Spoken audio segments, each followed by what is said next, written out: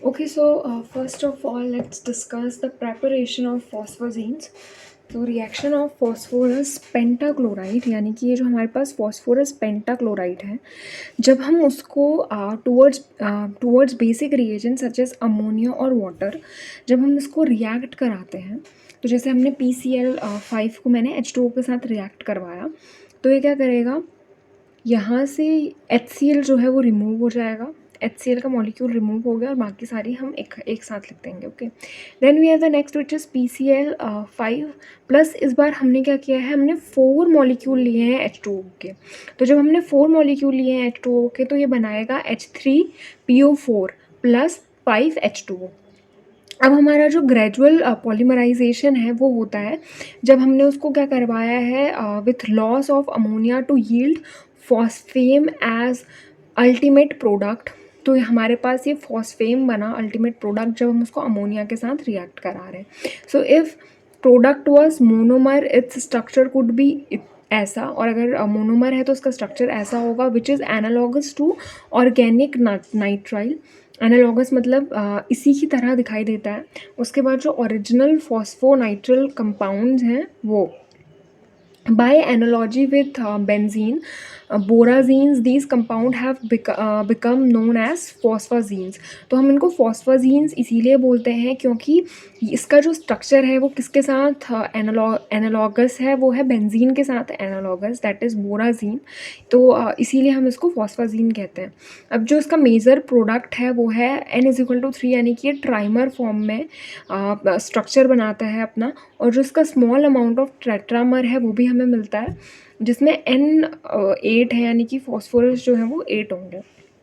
तो ये बहुत ज़्यादा कैरेक्टराइज है और हाईली पॉलीमर, मतलब पॉलीमर्स इसके बहुत ज़्यादा हाइयर पॉलीमर्स क्या हैं, एग्जिस्ट करते हैं। अब जब हम ब्रोमो कंपाउंड्स की बात कर रहे हैं तो उनकी प्रेपरेशन के लिए क्या है, हमने जैसे PCl5 लिया था, तो यहाँ पे हम PBr5 ले रहे हैं। तो जब हम उसकी रिएक्शन कराते हैं तो ये PBr3 प्लस Br2 बनाता है। और जब हम इसको NH4 Br के साथ और एक्सेस ऑफ Br के साथ रिएक्ट करवा रहे हैं तो ये NPBr2 3 बना रहा है। तो अब ये जो क्लोराइड है, ये जो फ्लोराइड है, ये हम इनडायरेक्टली प्रिपेयर कर सकते हैं फ्लोरिनेशन के मेथड से। तो अभी हमने क्या क्या बना लिए, हमने फॉस्फाजीन्स बनाए हमने। और फिर हमने क्या बनाए, यहाँ से ही हमने मतलब फॉस्फाजीन्स हमने क्लोराइड के साथ बनाए थे। फिर यहाँ पे हमने ब्रोमाइड के साथ भी बना लिए और फ्लोराइड के साथ भी बना लिए। तो उसके बाद जो स्ट्रक्चर होता है फॉस्फाजीन का वो ट्राइमरिक होता है, ट्राइमेरिक होता है, यानी कि उसमें 3 फॉस्फोरस और 3 नाइट्रोजन प्रेजेंट होंगे। ये हेलाइड ट्राइमर है जो कि प्लेनर होता है, इसमें 6 कार्बन्स प्रेजेंट होते हैं। ये जो बॉन्ड एंगल है इनका, ये sp2 हाइब्रिडाइजेशन होता है नाइट्रोजन के साथ, और sp3 हाइब्रिडाइजेशन होता है फॉस्फोरस के साथ।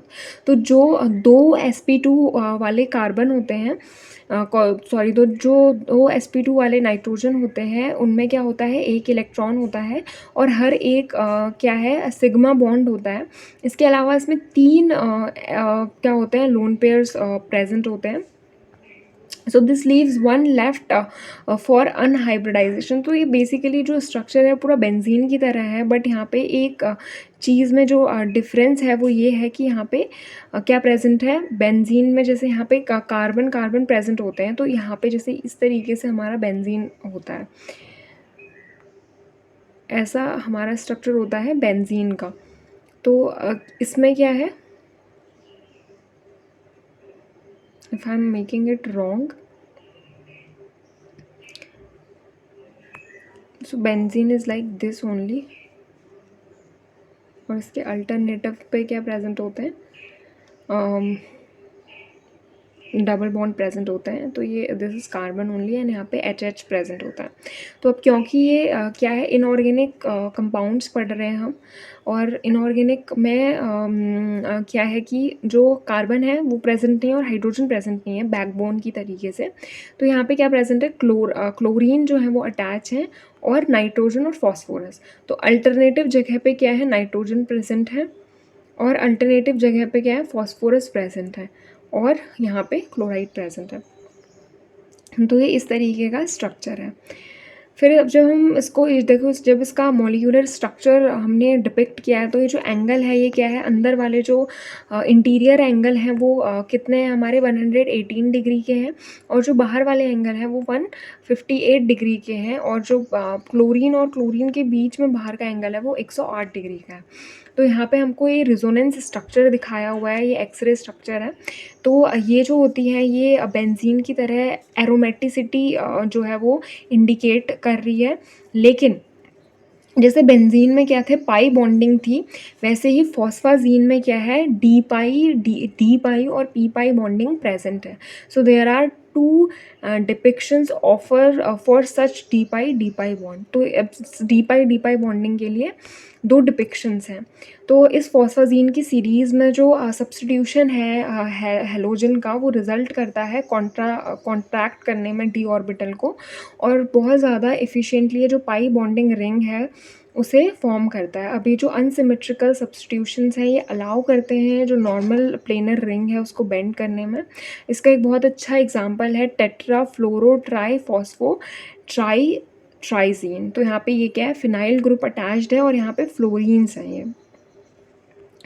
So the three nitrogen atoms and fluoro substitute phosphorus atom, और ये फॉस्फोरस इसको क्या कर रहा है, और वो कर दे रहा है, मतलब फॉस्फोरस यहाँ पे क्लोरीन की जगह पे उसको रिप्लेस कर दे रहा है। अब हमारे पास जो स्ट्रक्चर है फॉस्फाजीन के टेट्रामर का, अभी तक हम ट्राइमर का पढ़ रहे थे, अब हम जो टेट्रामर है, यानी कि जब हम क्लासिफिकेशन कर रहे हैं फॉस्फाजीन का तो हम मोनोमर ट्राइमर ऐसे करके कर सकते हैं। तो अब हमारे पास टेट्रामर है, तो जो फॉस्फाजीन का टेट्रामर है बहुत ज़्यादा फ्लेक्सिबल होता है, मतलब ट्राइमर से ज़्यादा फ्लेक्सिबल होता है। जो इसका स्ट्रक्चर है वो NPF2 4 की तरीके से हम, मतलब प्लेनर की तरीके से हम शो कर सकते हैं। लेकिन इसमें क्या है, वैरायटी ऑफ कॉन्फर्मेशंस हैं, जैसे tub, boat, chair, crown, saddle and इस तरीके के स्ट्रक्चर से बनाता है। ये जो टेट्रामेरिक क्लोरो फॉस्फाजीन है ये हम आइसोलेट कर सकते हैं दो फॉर्म्स में, लेकिन जो इसकी चेयर फॉर्म है वो बहुत ज़्यादा स्टेबल होती है। चेयर फॉर्म क्या है, ज़्यादा स्टेबल है, और अरेंज जब हम इसको कर रहे हैं तो ये टी फॉर्म में भी अरेंज हो जाती है, और ये क्या बनाती है, टब फॉर्मेशन करती है। तो हमारे पास पहली ये बोट है और दूसरी हमारे पास चेयर है, और ये एक दूसरे में क्या है, मतलब एक दूसरे के साथ ये चेंज होती रहती है। फिर बॉन्डिंग जब हम बात कर रहे हैं, बॉन्डिंग फॉस्फाजीन में हम बात कर रहे हैं बॉन्डिंग इन फॉस्फाजीन ट्राइमर, तो हमारे पास दो हैं। सबसे पहले हमें दी हुई है कैरिग और पेडब्लॉक की थ्योरी इस फॉस्फाजीन की बॉन्डिंग में। तो इन्होंने बोला था कि the DYZ orbital which is perpendicular to the DZX can also overlap with PZ orbital in nitrogen, but in this case nodal surface results. There may be plain pi bonding between sp2 non-bonding orbitals of nitrogen and DXY and D or DX2Y2 orbital of phosphorus. तो हमारी जो पहली है उसमें overlapping हमें बोली है कि जो DYZ ऑर्बिटल है ये परपेंडिकुलर होती है DXZ से, ठीक है। और या फिर ये ये DX ऑर्बिटल के साथ भी क्या कर सकती है, ओवरलैप कर सकती है, नोडल की फॉर्मेशन कर सकती है। लेकिन जो पाई बॉन्डिंग होती है sp2 नॉन बॉन्डिंग ऑर्बिटल के बीच में, यानी कि जो pi bonding non bonding orbitals के बीच में हो रही है वो इनके बीच में होगी, या तो DXY के बीच में होगी या फिर DX2Y2 के बीच में होगी उस ऑर्बिटल में फॉस्फोरस के। Then we have the next which is Dever and co-workers theory for bonding in phosphazine। तो जो बोथ DXZ और DYZ ऑर्बिटल हैं वो पार्टिसिपेट करते हैं पाई बॉन्डिंग में, यानी कि ये पाई बॉन्डिंग की फॉर्मेशन करते हैं। They hybridize to give two orbitals which are directed towards the adjacent nitrogen atom. तो ये क्या है, ये डायरेक्ट है, मतलब जो नाइट्रोजन एटम है उसके मतलब उसके साथ हाइब्रिडाइज हो रहे हैं। जो नाइट्रोजन एटम है ये क्या करता है, अलाउ करता है जो T3 सेंटर्ड बॉन्डिंग है नाइट्रोजन के अराउंड उनके, जिसको हम आइलैंड मॉडल भी कहते हैं। अब जब हम एप्लीकेशंस की बात कर रहे हैं फॉस्फाजीन पॉलीमर की, तो एप्लीकेशंस क्या होती हैं, फॉस्फाजीन जो होता है वो पॉलीमराइज्ड है, और इसके जो पॉलीमर्स हैं उनका जो एडवांटेज है वो हमें कार्बन और पॉलीओलिफीन्स और पॉलीएस्टर्स के ऊपर मिलता है। However the commercial applications are not well developed as they as for silicon based polymers, तो हमें फॉस्फाज़ीन का कोई ऐसा कमर्शियल एप्लीकेशन इतना अच्छा नहीं मिलता है, या हमने डेवलप नहीं किया है। जैसे कि हमने सिलिकॉन पॉलीमर्स का बहुत अच्छा एक कमर्शियल एप्लीकेशन निकाला है, वैसे फॉस्फाज़ीन का ऐसा तो नहीं है। लेकिन जो फॉस्फाज़ीन है वो बहुत ज़्यादा पॉलीमराइज़ हो सकते हैं अपने पॉलीमर्स में। Earlier, phosphazines were found sensitive towards polymerization due to reactivity of phosphorus chlorine bond to moisture. तो जो पहले के फॉस्फाजीन्स होते थे वो हमको बहुत ज़्यादा सेंसिटिव मतलब वो बहुत ज़्यादा सेंसिटिव होते थे पॉलीमराइजेशन के टुवर्ड्स, यानी कि बहुत जल्दी पॉलीमराइज हो जाते थे। अपनी जो रिएक्टिविटी है फॉस्फोरस और क्लोरीन की बॉन्डिंग की, उसकी वजह से, मतलब मॉइस्चर के साथ बहुत जल्दी वो क्या कर जाते थे, रिएक्ट कर जाते थे या पॉलीमराइज कर जाते थे। However, trimeric chlorophosphazine can be polymerized thermally. हालांकि जो ट्राइमेरिक क्लोरोफॉस्फाजीन है वो मतलब वो हम पॉलीमराइज कर सकते हैं थर्मली उसको पॉलीमराइज कर सकते हैं हम। जैसे हमारे पास हेक्साक्लोरोसाइक्लोट्राइफॉस्फाजीन है, इसको जब हम हीट कर रहे हैं तो ये हमें मतलब पॉली फॉर्म्स उसकी दे रही है। So if the polymerisation is done carefully the resulting polymer remains soluble in organic solvents and extensive cross linking does not occur। तो अगर हम आराम से अच्छे से पॉलीमराइजेशन करें तो पॉलीमराइजेशन से क्या होता है कि हमें जो पॉलीमर है वो हमें सॉल्यूबल मिलता है इनऑर्गेनिक सॉल्वेंट में, और इसमें बहुत ज़्यादा एक्सटेंसिव क्रॉस लिंकिंग जो है वो नहीं होती है। So the reactive chlorine atom may undergo nucleophilic attack resulting in displacement. तो ये क्या करता है, डिस्प्लेसमेंट शो करता है। Then we have the next which is by varying the nature of side chain. अगर हम जो उसकी साइड चेन है उसका नेचर चेंज करें तो various elastomers, plastics and films and fibres have been obtained which are flexible at low temperature. तो यानी कि अगर हम वो जो आर चेन है उनको चेंज करें तो हमें बहुत सारे फ्लेक्सिबल फाइबर्स मिल सकते हैं जो कि लो टेम्परेचर के रेजिस्टेंस हैं, पानी के और फायर के रेजिस्टेंट होते हैं। अब ये जो आर ग्रुप है कॉरस्पॉन्डिंग फ्लोरो एल्किल ऑक्सी का, ये सब्सटीट्यूट कर सकते हैं हम पॉलीमर से, और एक बहुत ज़्यादा एक्सीलेंट वाटर रिपेलेंट होता है, यानी कि पानी को रिपेल करने वाला होता है।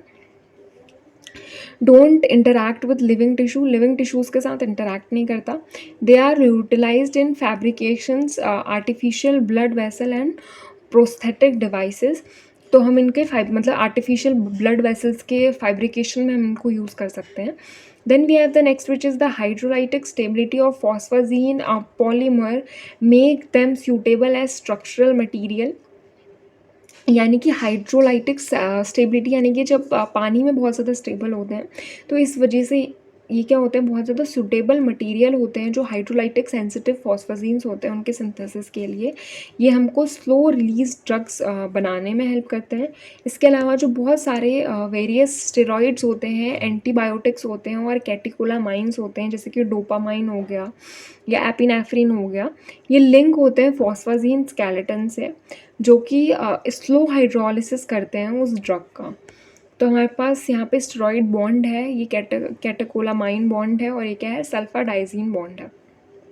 इसके अलावा जो हम अनदर मॉडिफिकेशन जब हम प्रॉपर्टीज़ में कर रहे हैं पॉलीमर के बैकबोन की, जो मटेरियल हैं जो कि इनऑर्गेनिक और पॉलीमरिक बैकबोन है, वो हमें शो होते हैं, क्या करते हैं, इम्प्रूव्ड इलेक्ट्रिकल और ऑप्टिकल और थर्मल प्रोडक्टिविटी प्रॉपर्टीज़ में, जो कि एम्प्लॉय कर रहे हैं सैरामिक प्रिकर्सर्स को।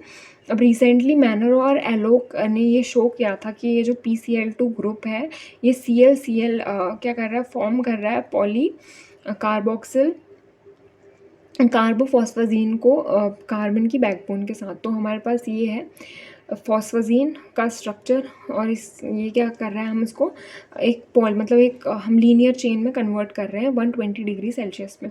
तो ये हमारा यहाँ पे कंप्लीट हो गया है फॉस्फाजीन, इसके स्ट्रक्चर, इसके मतलब टाइप्स और जो बॉन्डिंग है फॉस्फाजीन में। So I hope this help you. Thank you so much.